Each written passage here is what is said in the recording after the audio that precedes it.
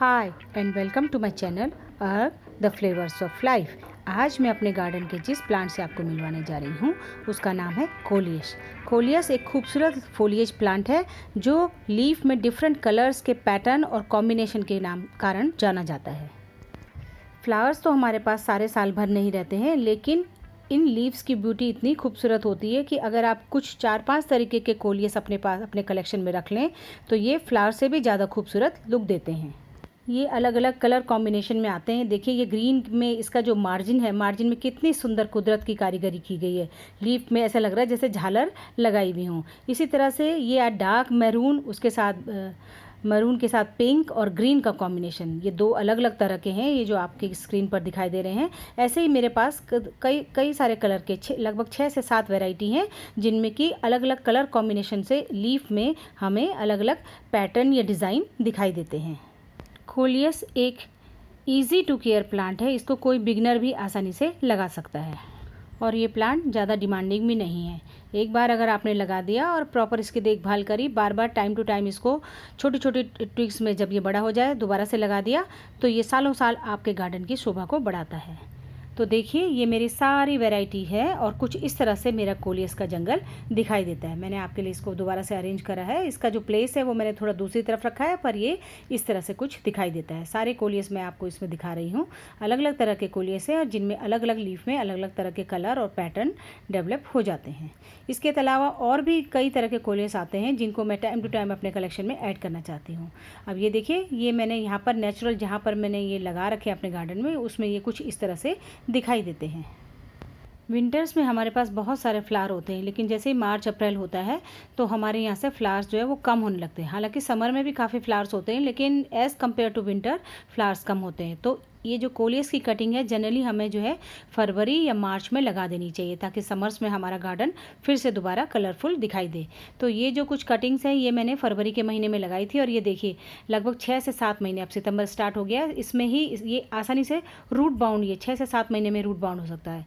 नीचे से इसकी रूट्स निकलने लग गई हैं और ये प्लांट जो है लेगी सा हो गया। इसकी स्टिक देखिए कितनी लंबी लंबी, क्योंकि नीचे की जो पत्तियाँ होती हैं वो सूख जाती हैं और फिर इसकी लंबी लंबी डंडियाँ जो है दिखाई देती हैं। इसके लिए हमें क्या करना चाहिए, इस प्लांट को दोबारा से सितंबर या अक्टूबर में कटिंग कर देनी चाहिए, ताकि हम इसको फिर नेक्स्ट सीज़न के लिए रख सकें। अगर आपके पास स्पेस है और गमले हैं तो आसानी से आप इसको अगले सीज़न के लिए गमले में रख सकते हैं। लेकिन मैं क्या करती हूँ, इसको काट देती हूँ और फिर दोबारा से ये बुशी हो जाता है नीचे से। और जब दिसंबर के टाइम पे मुझे विंटर फ्लावर्स लगाने होते हैं, मेरे पास गमले कम होते हैं, तो मैं इसको पूरा ऊपर इस तरह से निकाल देती हूँ और गमले को यूज़ कर लेती हूँ और इसको मैं जहाँ अपना बैकयार्ड है वहाँ मिट्टी में इसको रख देती हूँ। तो वहाँ भी मैं इसको कभी कभी पानी देती रहती हूँ, आराम से ये चल जाता है। सॉइल की बात करें तो सॉइल इसकी हमेशा वेल ड्रेन बनानी चाहिए, ज़्यादा डिमांडिंग ये है नहीं। तो सॉइल में आपको क्या करना है, 50% गार्डन सॉइल लेनी है, 30% सैंड ले लीजिए, हो गया 80%। और बाकी आपको जो कंपोस्ट होती है, लीफ कंपोस्ट हो या फिर काउडंग कंपोस्ट। काउडंग कंपोस्ट वैसे इसके लिए बेस्ट होती है, क्योंकि इसकी फ्लावरिंग तो हमको चाहिए नहीं, तो काउडंग कंपोस्ट हम इसमें डाल सकते हैं। इसकी लीव्स के इतने कलरफुल होने की वजह होती है इसमें present anthocyanin pigment. Anthocyanin pigment की वजह से ही कुछ leaf dark maroon, dark purple, red और पिंक कलर की हो जाती हैं। इसकी वाटर रिक्वायरमेंट की बात करें तो इसको मॉइस्ट सॉइल पसंद है।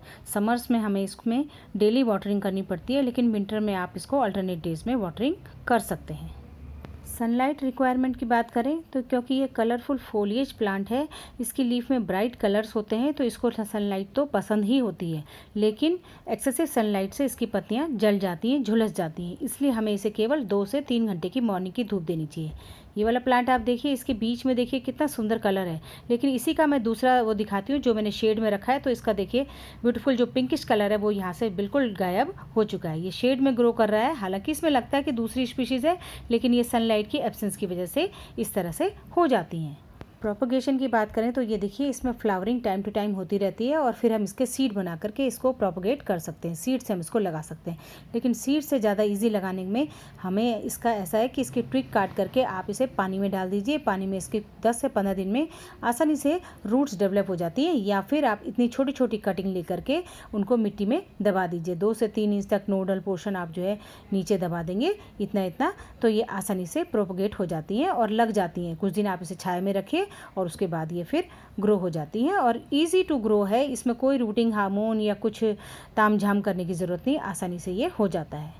ज़मीन में अगर आप इसे लगा रहे हैं तो आपको इसको जैसे ही पौधा छोटा है बुशी बनाना है तो इसको पिंचिंग करनी बहुत ज़रूरी है। पिंचिंग करने से क्या होता है, इसमें ज़्यादा से ज़्यादा ब्रांचेस आती हैं। देखिए पिंचिंग की थी तो इसमें कितनी सारी ब्रांचेस आ गई हैं। इसी तरह से जैसे ये प्लांट जितनी आपको ग्रोथ रिक्वायर्ड है उतना आप इसको बढ़ने दीजिए स्ट्रेट। उसके बाद आप इसके टिप को इस तरह से पिंच कर दीजिए। पिंच करने से नई नई ग्रोथ इसमें आ जाती है और ब्रांचेस आ जाती हैं। पेस्ट अटैक की बात करें तो अभी तक मैंने इस प्लांट में कोई पेस्ट अटैक देखा नहीं है। काफ़ी सालों से ये प्लांट मेरे पास है, लेकिन रेनी सीज़न में ये छोटे छोटे इंसेक्ट इसकी लीव्स को खा जाते हैं या उसमें छोटे छोटे होल कर देते हैं। इसके लिए हमें इसमें time to time neem oil का स्प्रे करना चाहिए ताकि हमारे कोलियस ज़्यादा से ज़्यादा खूबसूरत दिखाई दें।